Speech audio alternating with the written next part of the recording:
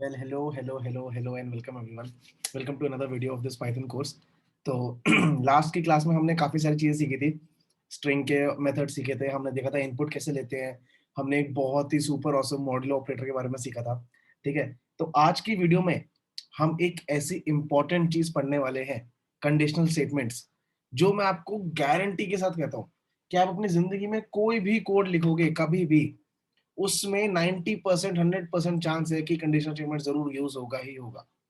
तो conditional statements होता क्या है, कैसे यूज करते हैं, किस किस प्रकार के होते हैं, उनका कहाँ पे यूज आता है, ये सब जानेंगे हम इस वीडियो में. तो let me just share my screen and then will start.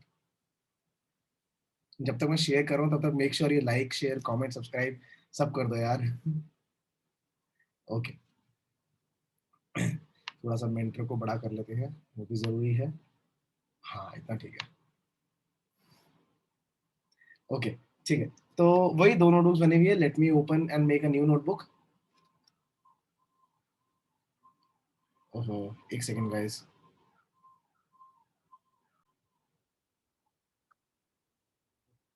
Done. Lecture 1, lecture 2 and now we have our lecture 3 as well. वो एक एरर आ गया था. कभी कभी आ जाता है जुपिटर में, रीलोड करना पड़ता है, तो मैंने बस जुपिटर बंद करके फिर से स्टार्ट कर दिया. That's it. अगर आपके पास आए तो आप भी ऐसे ही उससे फिगर आउट कर सकते हो. तो एक और प्रो टिप. गलतियों से सीखना. तो मतलब एक समझदार इंसान वही जो अपनी तो सही, साथ में दूसरों की गलतियों से भी सीखे. तो ये चीज हमेशा याद रखना. ठीक है, कि दूसरों की गलतियों से कैसे सीखना है. चलो, बहुत हो गया, ज्ञान बहुत हो गया. अब शुरू करते हैं पाइथन जो पढ़ने आए हैं आप लोग यहाँ पे. ठीक, इतना बड़ा ठीक है. ओके. तो कंडीशनल स्टेटमेंट्स बेसिकली होता क्या है. कंडीशनल स्टेटमेंट्स, आप समझ लो कि आप अपने जिंदगी जिंदगी के नहीं, कोड के एक ऐसे मोड पे खड़े हुए हो जहां पे आपको कोई एक फैसला लेना है कि या तो मैं इस डायरेक्शन में जाऊं, इस डायरेक्शन में जाऊं, इस डायरेक्शन में जाऊं, या फिर ये करूं वो करूं, क्या करूं.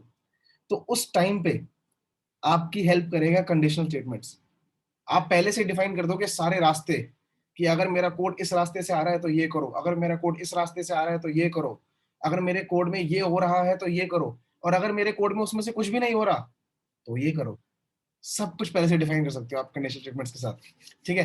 तो अब लिखना शुरू करते हैं. होता क्या है, कैसे लिखा जाता है. ठीक है. पाइथन की ना एक चीज बहुत अच्छी लगती है मुझे, कि आप जो भी लिखना चाहते हो ना, आप बस उसका इंग्लिश बोलो अपने माइंड में, और आप टाइप कर दो, और आप 50-60% बहुत क्लोज हो गए कोड के. ठीक है. तो जैसे मैं बोलना चाहता हूँ कि मेरे पास एक वेरिएबल है एज, जिसमें मैंने कर दिया 18. ठीक है. अब मैं यहाँ पे लिखता हूँ कि if age is greater than और इक्वल टू 18, प्रिंट कर दो एलिजिबल टू वोट, क्योंकि वोटिंग की एज 18 ही है ना इंडिया में. ठीक है. अब इसको रन करते हैं. आ गया एलिजिबल टू वोट. ठीक है. अब मैं यहाँ पे एक और चीज लिख देता हूँ कि if age is less than 18, तो क्या प्रिंट कर दो, not eligible to vote. Done. ठीक है. अब अगर मान लो मैं एज को 14 कर देता हूं, तो नॉट एलिजिबल टू वोट हो गया. अब now how it is actually working, मैं आपको दिखाता हूं, एक सेकेंड. तो हमने यहाँ पे देखा कि यार जब मैंने लिखा कि एज इज इक्वल टू 14, मैंने एक वेरिएबल ले लिया एज, जिसमें मैंने एक इंटीजर डाल दिया 14. देन उसके बाद मैं कह रहा हूँ कि if age is greater than और इक्वल टू 18, ये हमने लास्ट टाइम पढ़ा था, कंपैरिजन लॉजिकल ऑपरेटर्स. देन क्या प्रिंट कर दो, eligible to vote. If age is less than 18, तो क्या प्रिंट करो, नॉट एलिजिबल टू वोट. ठीक है. अब एक एक डीप डाइव लेते हैं कि बेसिकली ये क्या लिखा है सर ने, इफ क्यों लिख दिया, और ये प्रिंट को 4 का स्पेस देके अलग से क्यों लिखा हुआ है, वो कोलन कहाँ से आ गया, क्या हो गया ये. ठीक है. तो अब देखो यहाँ पे होता क्या है कि मैंने सबसे पहले लिखा है इफ. इफ एक कीवर्ड है. पाइथन में एक इनबिल्ट कीवर्ड है. इफ का हिंदी में क्या मतलब होता है, अगर. ठीक है. तो आप मान लो कि आपको एक प्रोग्राम लिखना है जो ये बताएगा कि एक यूजर से एज लेगा एंड बताएगा कि क्या वो यूजर वोट करने के लिए एलिजिबल है भी या नहीं. तो आप क्या पूछोगे अपने आप से, क्या सवाल पूछोगे कि अगर उम्र 18 से ज्यादा है तो एलिजिबल टू वोट, अगर उम्र 18 से कम है तो नॉट एलिजिबल टू वोट. अब उसी हिंदी का इंग्लिश बनाओ. If age greater than 18, then sorry, if age greater than or equal to 18, eligible to vote. If age less than 18, not eligible to vote. Simple. अब उसी इंग्लिश को Python में लिख दो, सिंपल. 50-60% कोड मैच कर जाएगा. ठीक है. तो मैंने क्या बोला, मैंने बोला अगर एज जो है वो 18 या 18 से बड़ी है तो प्रिंट कर दो एलिजिबल टू वोट. ठीक है. अब ये जो चीज है पहली स्टेटमेंट, इसमें बेसिकली हो क्या रहा है, इसके अंदर एक बार डीप डाइव लेते हैं. ठीक है. तो मैं एक बार ना अपनी एज को प्रिंट करता हूँ. एज कितनी आई? 14. अच्छा, अभी 14 कर रखी है ना हमने. तो मैं यहाँ पे मान लो एक कंपैरिजन ऑपरेटर लगा के बोल देता हूँ कि एज ग्रेटर देन 18. इसको रन करते हैं एक बार एंड लेट्स सी क्या आता है. अब मैंने इसको रन करा तो मेरे पास आंसर आया फॉल्स. फॉल्स और ट्रू के बारे में हमने लास्ट टाइम पढ़ा था. तो जब मैंने यहाँ पे एज ग्रेटर देन 18 या फिर अगर मान लो मैं यहाँ पे age greater than equal to 18 भी रन करता हूँ तो भी फॉल्स आया. तो हो क्या रहा है कि जब मैंने यहाँ पे बोला ना if age greater than equal to 18, तो पाइथन ने age greater than equal to 18 को कंप्यूट करा और उसने क्या रिटर्न करा? फॉल्स. उसने बोला कि फॉल्स नहीं, ये ऐसा कुछ नहीं है, ये सच नहीं है. तो पाइथन को यहाँ पे क्या चेक करना होता है कि अगर अगर ये सच है, जो मैं मार्क कर रहा हूं ध्यान से, अगर ये सच है तो ये वाला काम कर दो. मैं ये वाला काम क्यों कह रहा हूं? क्योंकि जो भी काम उसके नीचे लिखा हुआ है बट 4 के स्पेस के बाद. तो सिंपल से अगर ये सच है तो ये वाला काम कर दो. ठीक है. अब ये कैसे डिसाइड होता है कि ये वाला काम क्या है और वो वाला काम क्या है? ये वाला काम वो वाला काम क्यों नहीं है? ठीक है. तो अब जैसे आप इंग्लिश लिखते हो तो एक तरीका होता है ना इंग्लिश को लिखने का. आप फुल स्टॉप लगाते हो, एक्सक्लेमेशन मार्क लिखते हो. ठीक है. फिर आप कहते हो कि अच्छा एक लाइन छोड़नी है, फिर अलग एक पंक्चुएशन होती है, एक सिंटेक्स होता है, तरीका, एक तरीका होता है लिखने का. वैसे ही पाइथन में ये भी सिंटेक्स है इस प्रोग्रामिंग लैंग्वेज का, कि जब भी मैं कोई ऐसी चीज यूज करूंगा, जैसे मान लो कंडीशनल स्टेटमेंट्स यूज कर रहा हूँ, लूप्स यूज कर रहा हूँ, फंक्शंस यूज कर रहा हूँ, तो जो भी काम मैं चाहता हूँ या जो भी कोड या जो भी सब सेक्शन मैं चाहता हूँ कि उस हेडिंग के अंदर आए, तो उसको मैं 4 की स्पेस के बाद लिखता हूँ. ठीक है. और मैं ये हेडिंग या फिर ये चीज डिफाइन कैसे करता हूँ? एक कोलन लिखकर. यहाँ पे आप देख पा रहे हो कि मैंने एंड में एक कोलन लिखा. ठीक है. तो अगर मैं यहाँ पे अपने आप लिख दूंगा ना कि इफ एज ग्रेटर देन 18 और कोलन दबा के बस एक एंटर दबाऊंगा, देखो मेरा एक हाथ ऊपर है, बस एक एंटर, तो वो अपने आप जब नेक्स्ट लाइन में आएगा ना तो वो 4 का स्पेस दे देगा. ये पाइथन में अपने आप हो जाता है क्योंकि उसे पता चल जाता है कि अच्छा मेरे ऊपर अब कोई एक हेडिंग या फिर कोई सेक्शन आ गया है, अब इसका जो सब सेक्शन आएगा ना वो 4 की लाइन के बाद आएगा एंड मैं अपने आप 4 का स्पेस दे देता हूँ. एंड जब मैं इसके बाद जितने भी एंटर दबाऊंगा ना तो वो नेक्स्ट लाइन में आते रहेंगे. देखो क्यों? क्योंकि पाइथन को लग रहा है कि अभी भी मैं सिर्फ इस इफ का कोड लिख रहा हूँ. अब मैं एक बार बैक स्पेस दबाऊंगा तो मैं वापस अपने मेन कोड के फ्लो में आ जाऊंगा. ठीक है. अब इसको एक बार ना आपको एक एग्जांपल के साथ दिखाता हूँ कि हो क्या रहा है. ठीक है. लेट से मैं यहाँ पे लिखता हूँ कि प्रिंट करो एक और चीज, पाइथन इज फन. ठीक है. मैं इसको रन करता हूँ. मैंने यहाँ पे एज कर रखी है 14, इसको रन करा, नॉट एलिजिबल टू वोट आया. ओके. अब मैं क्या करता हूँ, मैं एज को कर देता हूँ लेट से 20. अब क्या आया? Eligible to vote, Python is fun.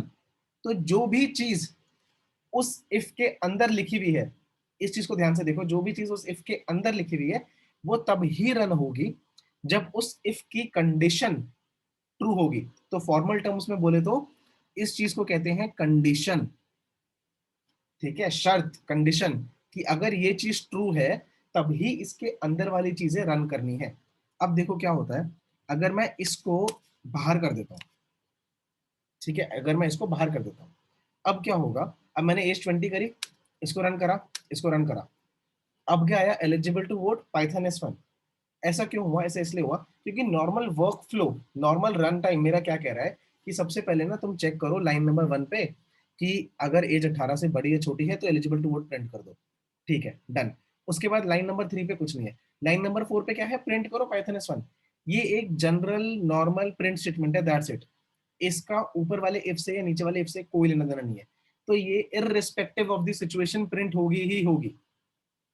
ठीक है. सिमिलरली अब अगर मैं अपनी एज को कर देता हूं 18 से छोटा, तो अब क्या होगा? अब सबसे पहले प्रिंट हुआ Python is fun, then print हुआ नॉट एलिजिबल टू वोट. ऐसा क्यों हुआ? क्योंकि मेरा नॉर्मल वर्क फ्लो ऐसे चल रहा था, ठीक है? उसने देखा कि पहली वाली कंडीशन फॉल्स है, तो वहां नहीं जाना, वो फिर से अपनी मेन लाइन में आ गया। मेन लाइन में चलते चलते उसने देखा कि यार प्रिंट पाइथन इज फाइन, उसने पाइथन प्रिंट कर दिया। फिर वो चलता रहा, फिर उसने यहाँ पे चेक करा कि क्या एज 18 से कम है।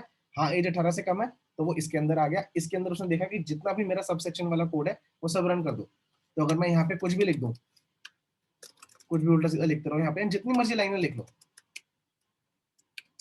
जो मर्जी कर लो, वो सबका सब रन होगा, सबका सब प्रिंट होगा क्योंकि वो उस सबसेक्शन के अंदर लिखा हुआ है जो ट्रू, जो ट्रू है ऊपर, जिसकी कंडीशन ट्रू है ऊपर, ठीक है? तो ये हो गई बहुत ही डिटेल्ड एक्सप्लेनेशन एक इफ के बारे में, ठीक है? तो अब क्या होता है कि अब इस इफ के ना बहुत सारे यूज केसेस आते हैं, बहुत सारे। ऐसा कोई प्रोग्राम हो ही नहीं सकता अपनी जिंदगी में जो आप बनाओगे जिसमें आप कंडीशन स्टेटमेंट्स यूज ना करो, ठीक है? तो अब लेट से कि मैं ना आपको एक बहुत सिंपल सा प्रोग्राम बताता हूँ ऑड इवन का, कि कैसे पता लगाए कि कोई नंबर ऑड है या कोई नंबर इवन है। ये हमने लास्ट टाइम भी करा होगा मॉड्यूलो में, ठीक है? बट अब उसका वो देखते हैं कि इसको इफ एंड एल्स के साथ कैसे करेंगे, मतलब कंडीशन स्टेटमेंट के साथ कैसे करेंगे, ठीक है? तो मैं कह रहा हूँ कि मेरे पास एक नंबर है लेट से 7। अब मैंने बोला कि इफ मेरे ए को 2 से डिवाइड करने के बाद रिमाइंडर 0 आता है तो प्रिंट कर दो इवन। इफ ए को 2 से डिवाइड करने के बाद रिमाइंडर 1 आता है तो क्या प्रिंट कर दो? ऑड। सिंपल है ना? अब ऐसा क्यों होता है? क्योंकि इसको रन करते हैं, ऑड प्रिंट हो गया। क्योंकि कोई भी नंबर का ऑड या इवन डिटरमाइन करने के लिए हमें क्या करना होता है, हमें बस उसे 2 से डिवाइड करना है एंड देन उसके रिमाइंडर को देखना है कि क्या वो 0 है या फिर वो 1 है। क्योंकि आप कोई भी इवन नंबर उठा लो, 2 4 6 8 2 4 3 2 9 6 7 1 2, कोई भी आप उठा लो, इतना बड़ा सा इवन नंबर कोई भी उठा लो, वो हमेशा 2 से डिवाइड होने पे रिमाइंडर 0 देगा। एंड दुनिया को कोई भी ऑड नंबर 2 से डिवाइड होने पे रिमाइंडर हमेशा 1 देगा, ठीक है? तो यही चीज करी मैंने यहाँ पे। मैंने बोला a इज इक्वल टू 7। उसके बाद मैंने बोला कि अगर a को 2 से डिवाइड करने के बाद रिमाइंडर, ये मॉड्यूलो ऑपरेटर है, हमने लास्ट क्लास में पढ़ा था कि अगर a को 2 से डिवाइड करने के बाद मॉड्यूलो ऑपरेटर लगा के जो रिमाइंडर निकलता है, अगर वो 0 के इक्वल है तो प्रिंट कर दो इवन, अगर वो 1 के इक्वल है तो प्रिंट कर दो ऑड। सिंपल। ऑड आ गया, ठीक है? अब एक बार नंबर को चेंज करके देखते हैं, लेट्स से इसको 76 कर देते हैं। इवन आ गया ना? सिंपल। तो ऐसे पता लगा सकते हो आप लोग कि ऑड इवन का एक छोटा सा प्रोग्राम हो गया, कि कैसे पता लगाएंगे, ठीक है? अब लेट से मैं आपको कोई नंबर दूंगा बहुत बड़ा अजीब सा, ये लो, ये आपको पता लगाना है कि भैया क्या ये नंबर 6 से डिवाइड होता है या नहीं होता, ठीक है? कैसे पता लगाओगे? करने तो नहीं बैठोगे। मैंने आपको बोला कि आपको पता लगाना है कि क्या ये उसका मल्टीपल है या नहीं, ठीक है? अब सेम मॉडलो वाला लॉजिक यूज होगा, बट यहाँ पे ना हम एक और चीज पढ़ेंगे, एल्स, कि एल्स क्या होता है। तो मैं बोलता हूँ कि इफ n को 6 से डिवाइड करने के बाद रिमाइंडर 0 आता है तो क्या करो? तो प्रिंट कर दो डिविजिबल। हाँ भैया, डिवाइड होता है। एल्स प्रिंट कर दो not divisible. Not divisible obviously मुझे लगा नहीं था कि होगा। इसको कोई छोटा नंबर लेते हैं, जान पहचान का नंबर लेते हैं अपना, 36, ठीक है? तो अब यहाँ पे हो क्या रहा है, यहाँ पे मैंने बोला कि अगर n को 6 से डिवाइड करने के बाद रिमाइंडर एग्जैक्टली 0 आएगा तो प्रिंट करो डिविजिबल। और यहाँ पे मैंने एक नया कीवर्ड यूज करा, एल्स। अब एल्स क्या कहता है? एल्स कहता है कि अगर ऊपर वाला ट्रू नहीं है तो मुझे रन कर दो। एल्स कहता है कि उसके अलावा, ठीक है, उसके अलावा मुझे, अगर वो ट्रू नहीं है तो मुझे रन कर दो, है ना? तो अब देखो, हम अपने ऑड इवन वाले प्रोग्राम में भी एल्स का इंप्लीमेंटेशन डाल सकते हैं। कैसे? मैं ये बोलता हूँ कि एक काम करते हैं, यहाँ पे जहाँ पे हमने लिखा था ना a डिविजिबल बाय 2, ऊपर ही कर देते हैं। Instead of writing this entire condition, मैं यहाँ पे सिर्फ एल्स भी लिख सकता हूँ। डन। अब भी चलेगा ये, इसको 75 कर देते हैं। तो अब यहाँ पे क्या हो रहा है, यहाँ पे मेरा एल्स जो है पाइथन को बता रहा है कि अगर मुझसे ऊपर वाली कंडीशन ट्रू नहीं है तो मुझे रन कर दो। एल्स उसके अलावा उस वाली कंडीशन के अलावा कुछ भी हो तो मुझे रन कर दो, ठीक है। अब एल्स का यहाँ पे एल्स का यूज हमारे पास इस वाले केस में ज्यादा है, ये जो हम अभी डिविजिबल वाला केस कर रहे हैं ना, इसमें एल्स का ज्यादा यूज है। क्यों? क्योंकि उसमें ऊपर वाले केस में हमारे पास बस दो ही आउटकम है, या तो रिमाइंडर 0 आएगा या तो रिमाइंडर 1 आएगा, करेक्ट। बट अब इस वाले केस में ना हमारे पास पॉसिबिलिटी ज्यादा है, ठीक है। रिमाइंडर 1 भी आ सकता है, 2 भी आ सकता है, 0 भी आ सकता है, 3 भी आ सकता है, 4 भी आ सकता है, 5 भी आ सकता है। तो हम सब केसेस के लिए कंडीशन तो नहीं लिखेंगे, इतने बेवकूफ तो नहीं है हम लोग, है ना।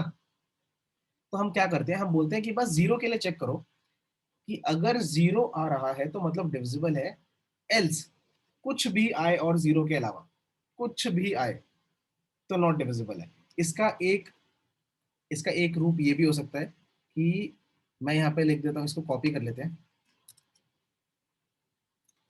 मैं यहाँ पे मान लो लिख देता हूँ कि if n modulo 6 is not equal to 0, ये ऑपरेटर भी हमने पढ़ा था लास्ट टाइम कि n modulo 6 not equal to 0, है ना। तो मैं कह रहा हूँ कि अगर उसको डिवाइड करने के बाद रिमाइंडर 0 नहीं आता तो प्रिंट कर दो नॉट डिविजिबल। अब भी ये काम करेगा, है ना। इसको चेंज करके 35 कर देते हैं, है ना। तो एल्स का एक आप रूप ये भी समझ सकते हो कि एल्स बेसिकली यहाँ पे ये वाली कंडीशन चेक कर रहा है कि अगर 0 नहीं है तो मुझे रन कर दो। ओके सुपर, ठीक है। तो हमने ये भी सीख लिया कि इफ कैसे यूज होता है, हमने एल्स भी देख लिया कैसे यूज होता है।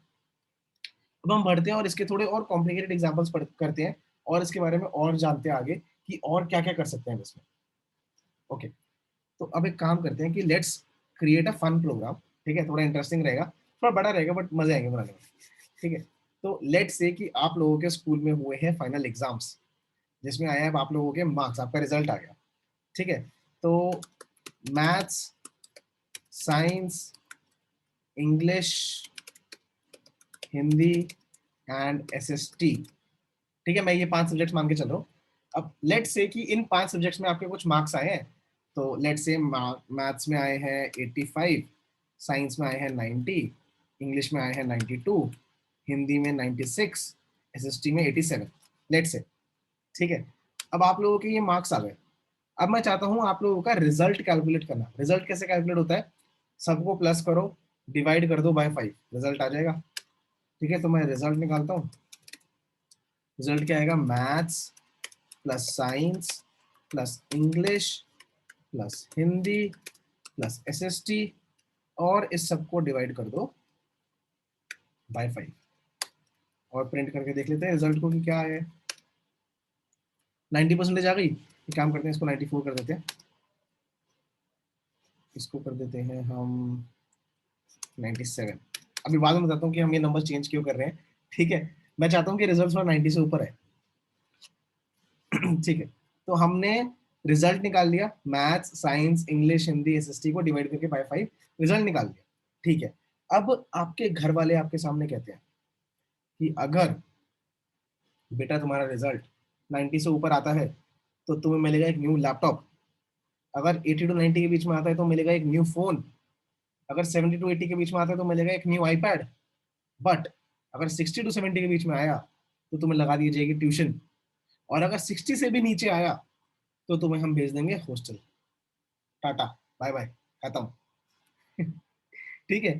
तो अब इस पूरे पैराग्राफ को, इस पूरे सिनेरियो को आप कोड में कैसे कन्वर्ट कर सकते हैं वो सीखते हैं हम, ठीक है। तो पहली स्टेटमेंट क्या थी मेरी, अगर रिजल्ट 90 से बड़ा है, ठीक है। तो मैंने बोला अगर इफ रिजल्ट ग्रेटर देन 90, क्या प्रिंट कर दो, न्यू लैपटॉप भैया, मौजा ही मौजा, ठीक है।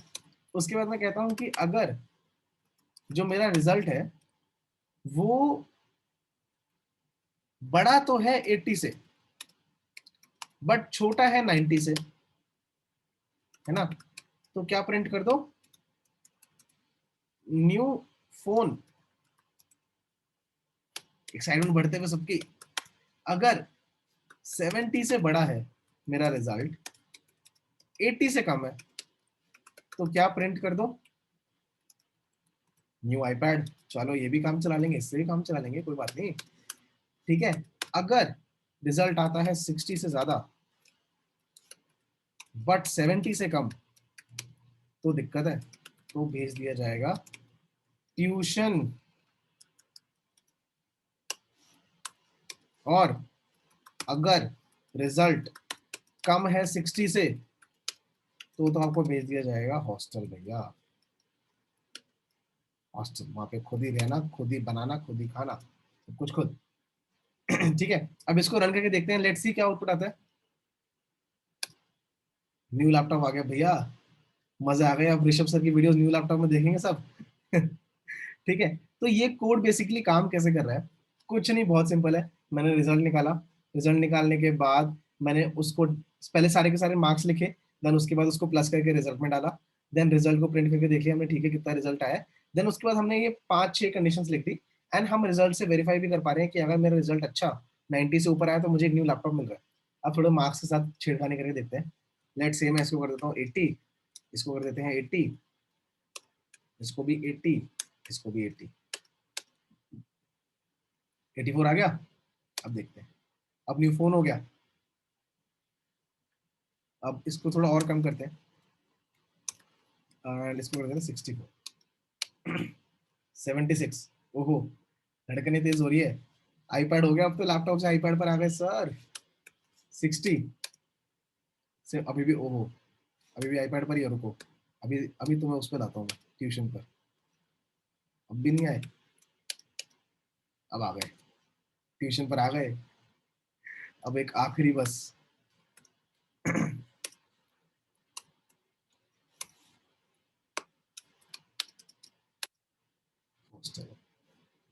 ठीक है, तो हमने सारे के सारे केसेस ट्राई कर लिए, रिजल्ट निकाल लिया, एंड हमने उसको इफ इफ के एक ऐसे कंडीशन स्टेटमेंट में डाल के एक रिजल्ट भी कैलकुलेट कर लिया।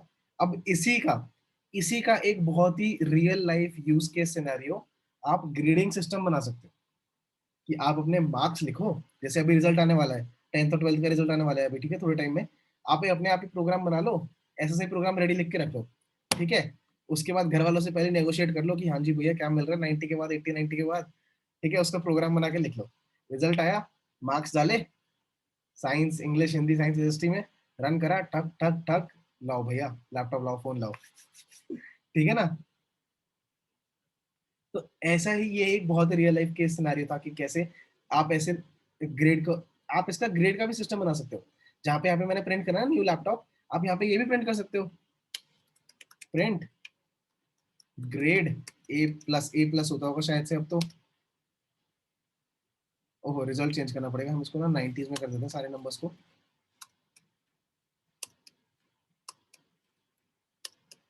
डन। ठीक है, अब आप ग्रेड भी प्रिंट कर सकते हो साथ साथ, ठीक है ना। इन सब में मैंने पता नहीं स्पेस क्यों दे दिया।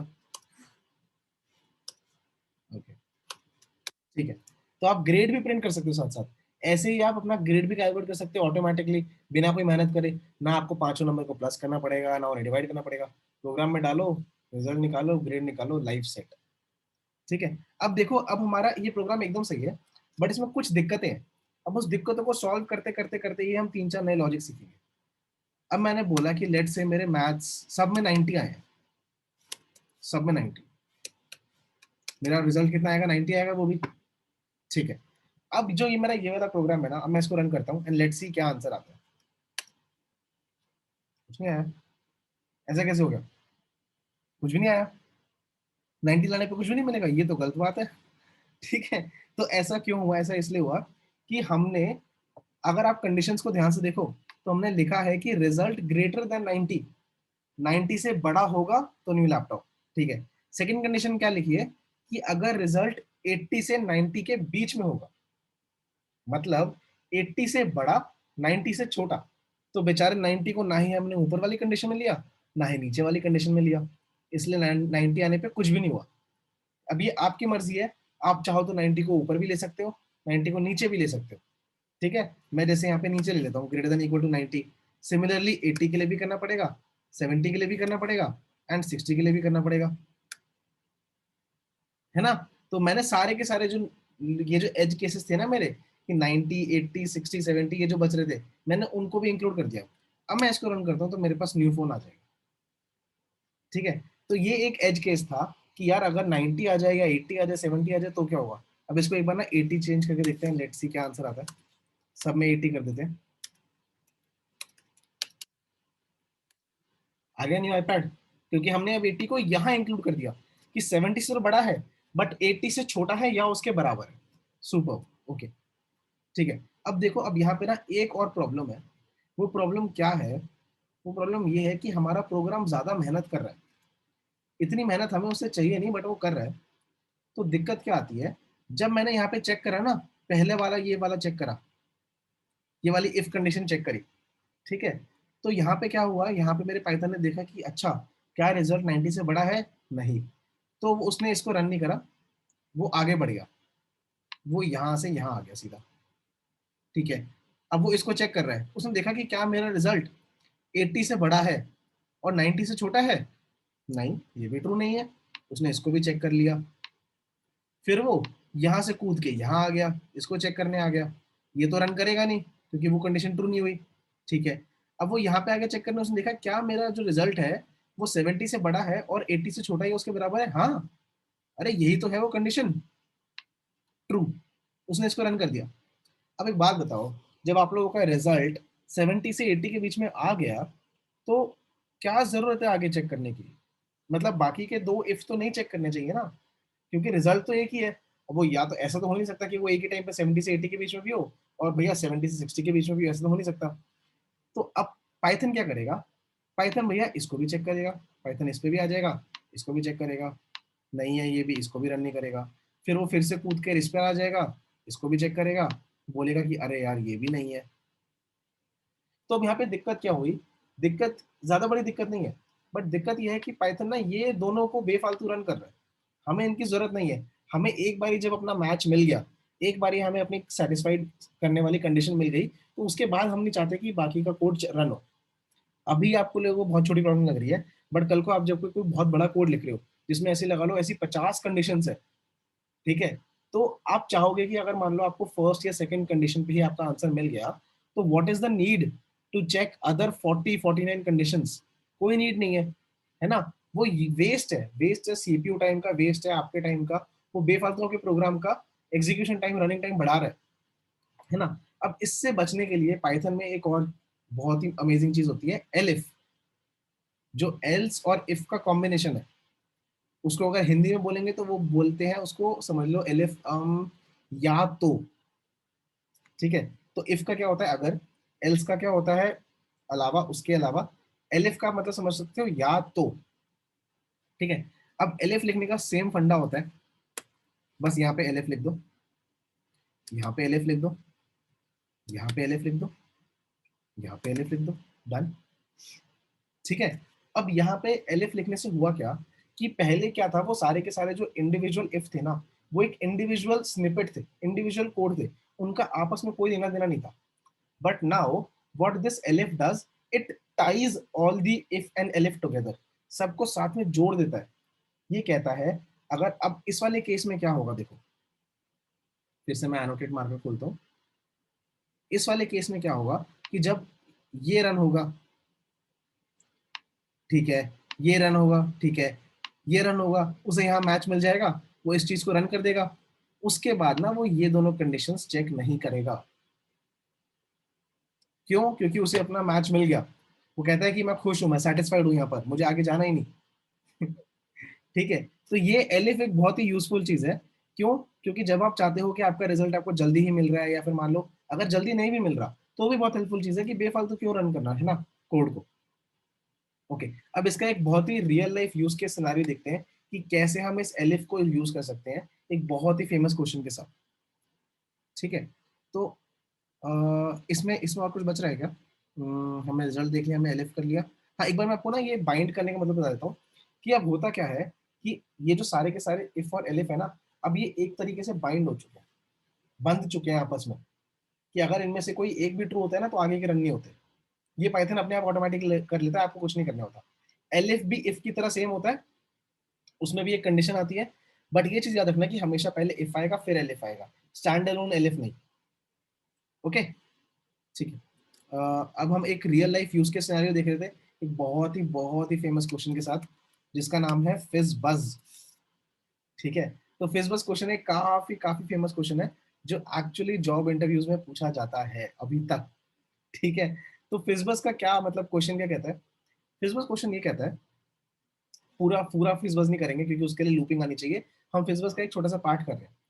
फिज बस का छोटा सा पार्ट, फिज बस हमारा जो छोटा सा पार्ट हम कर रहे हैं वो ये कहता है कि अगर जो मैं तुम्हें नंबर दे रहा हूँ, let's say n is equal to 5, let's say n is equal to 3, ठीक है, तो फिज बस हमें ये कहता है कि अगर वो नंबर 3 से डिविजिबल है तो तुम्हें प्रिंट करना है फिज, अगर वो नंबर 5 से डिविजिबल है तो तुम्हें प्रिंट करना है बस, अगर वो नंबर 15 से डिविजिबल है तुम्हें प्रिंट करना है फिज बस।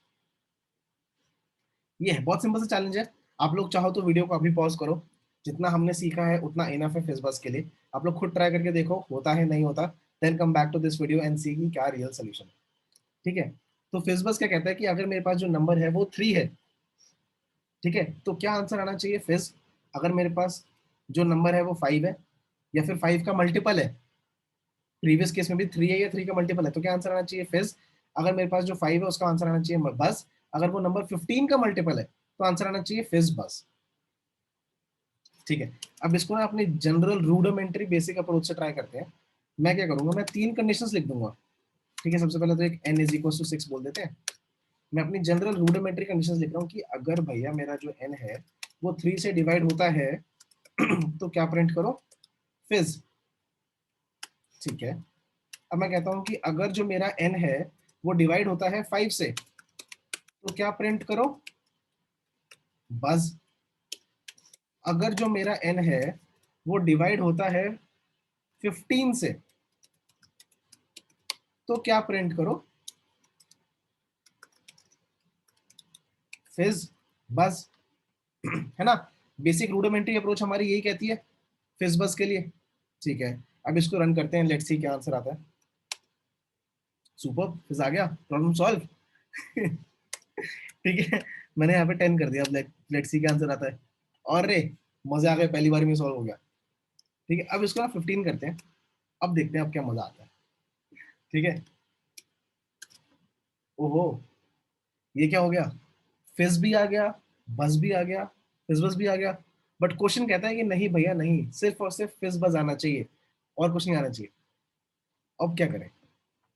ठीक है, तो अब इस प्रोग्राम को अगर हम तोड़े रूडिमेंट्री स्टेप्स में, इसमें डीप डाइव ले, तो बेसिकली हो क्या रहा है, हमने बोला कि 3 से डिवाइड हो रहा था फिज प्रिंट कर दो, 5 से डिवाइड हो रहा था बस प्रिंट कर दो, 15 से डिवाइड हो रहा था फिज बस प्रिंट कर दो। करेक्ट। अब इसमें दिक्कत क्या आ रही है कि जब हम 15 पास करते हैं ना तो वो तो 3 से भी डिवाइड होता है, 15 से भी 5 से भी होता है, 15 से भी होता है, तो उसने तीनों को सेटिस्फाई कर दिया, इसलिए उसने तीनों को रन कर दिया। अच्छा, अब इसका एक नेक्स्ट माइंड में अप्रोच ये आता है कि क्यों ना हम एक काम करें, इसको कट कर देते हैं और इसको ना सबसे ऊपर पेस्ट कर देते हैं। ठीक है, अब क्या होगा, हमने ऊपर प्रिंट कर दिया, अब रन करते हैं। फिज बस तो अभी भी आ गया, मतलब फिज बस पूरा एक लाइन में तो आ गया, बट फिज भी आया अलग से, बस भी आया अलग से। ऐसा क्यों हुआ? क्यों? क्योंकि अभी भी बात तो हो ही रही, हमने बोला इफ n जो है वो 15 से डिवाइड होता है तो फिज बस, 3 से होता है तो फिज, 5 से होता है तो बस। है ना, अब यहाँ पे इफ एलिफ का इस्तेमाल होगा, यहाँ पे अगर मैं इस चीज को एलिफ कर दूं एंड इस चीज को भी एलिफ कर दूं, अब रन करते हैं, अब से फिज बस आया। तो ऐसा क्यों हुआ? ऐसा इसीलिए हुआ क्योंकि जब उसे अपनी पहली लाइन में ही मैच मिल गया, उसने बोला कि मैं तो खुश हूं, मुझे मोक्ष की प्राप्ति हो गई, मुझे कुछ चाहिए ही नहीं जिंदगी से आगे, अब मैं चाहता ही नहीं कि कुछ अब आगे रन हो, मैंने देख लिया कि यहाँ पे ये रन हो रहा है ना, बस बाकी के तो चेक ही नहीं करने, मुझे फर्क ही नहीं पड़ता, फिज बस प्रिंट करो, खत्म, घर जाओ सो जाओ बस। ठीक है, अब इसको क्लियर करते हैं एक बार एंड लेट्स सी, मैं एक बार दूसरा आउटपुट देके देखता हूँ, इनपुट सॉरी। लेट्स से मैंने इसको बोला कि इसको मैं कर देता हूँ 9, अब इसको रन करते हैं एंड अब देखो सिर्फ और सिर्फ फिज आया। ठीक है, अब लेट्स से मैं इसको 45 कर देता हूँ, तो अब भी फिज बस आया, है ना, जबकि वो 3 से भी होता है 5 से भी होता है, बट वो रन ही नहीं होंगे, वो चेक ही नहीं होंगे, क्यों? क्योंकि उसे वहीं पर अपना मैच मिल गया। सिमिलरली 27 सिर्फ फिज आएगा और कुछ आएगा ही नहीं। बहुत ही बढ़िया।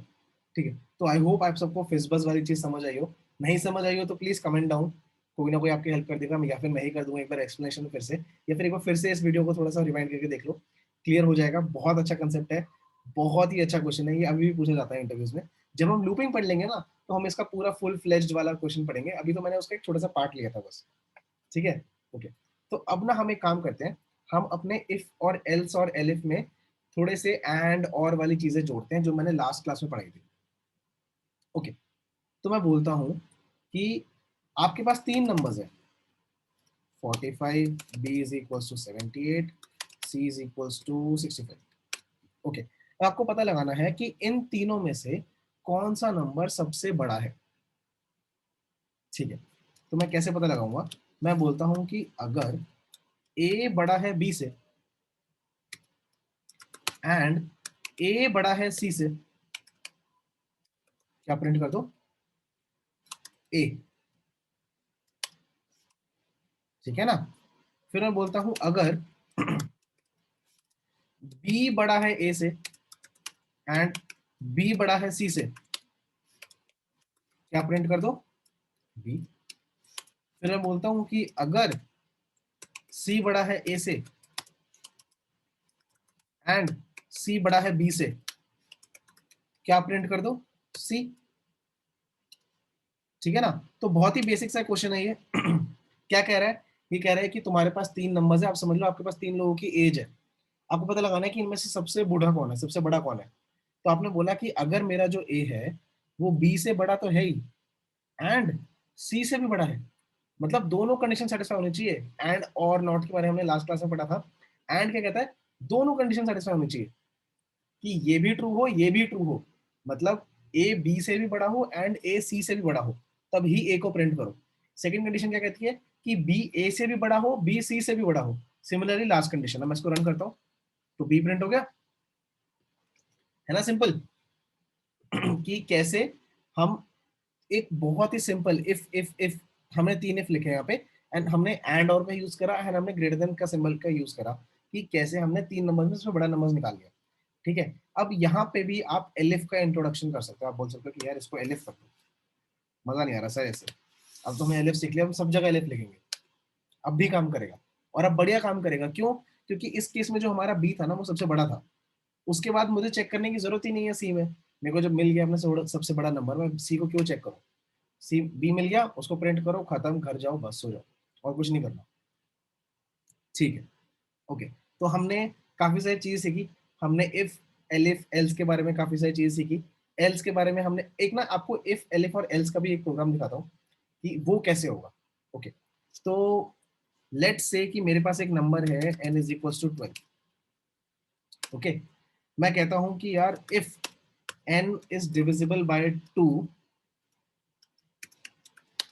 तो क्या प्रिंट कर दो, डिविजिबल बाय 2। ठीक है, फिर मैं कहता हूं कि elif n is divisible bye 3, तो क्या प्रिंट कर दो, डिविजिबल बाय 3। ठीक है, फिर मैं कहता हूं एल्स, क्या प्रिंट कर दो, नॉट डिविजिबल बाय 2 और 3। इसको रन करते हैं, डिविजिबल 2 आ गया, हालांकि वो 3 से भी होता है, बट वो पहले मोड पे यहीं पे ही रुक गया, उसने बोला कि नहीं मैं 2 से ही ठीक हूँ, आगे चेक ही नहीं करना, ठीक है जाओ। ठीक है, अब मैं इसको कर देता हूँ 9। अब डिविजिबल बाय 3 आ गया। ठीक है, अब लेट से मैं इसको कर देता हूँ 11,